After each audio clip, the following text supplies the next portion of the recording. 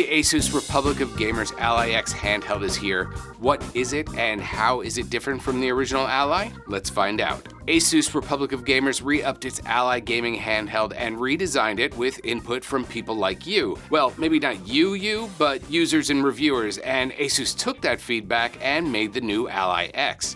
Before I dig into the upgrades for the Ally X, here's what stayed the same from the original Ally: the AMD Ryzen Z1 Extreme processor and the 7-inch Full HD 120Hz touch display.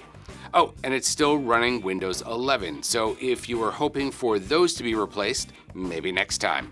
But that does mean a whole bunch of everything else was updated. For starters, instead of just the 512 gigs of storage in the Ally X will have a 1TB option, and if the 1TB isn't enough, there's an M2 2280 slot for upgrading. The amount of RAM was increased. Asus said on its gaming laptops, the most popular configurations have 16 gigs of RAM with 8 gigs of VRAM, so the Ally X has 24 gigs of shared memory.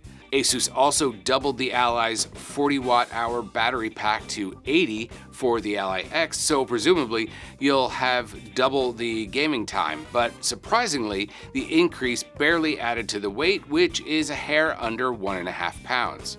I got to play with one for a bit, and while much of the weight is towards the bottom of the device, it's evenly distributed, making it more comfortable than the original design. The device's body was redesigned with slightly deeper, more rounded hand grips, smaller rear macro buttons to cut down on accidental presses, a more precise D-pad, and more durable joysticks with stiffer springs, and it's just a better overall control layout.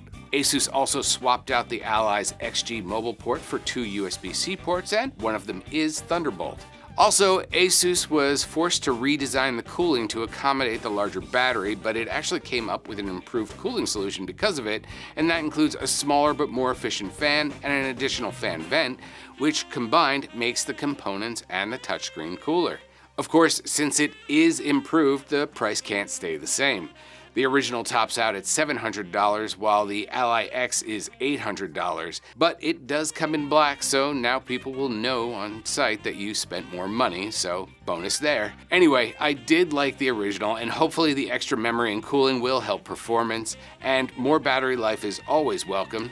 What do you think? Is your wallet out, or are you gonna hold off for a fully new model? Let me know in the comments. Thanks for watching, and you'll see me when you see me.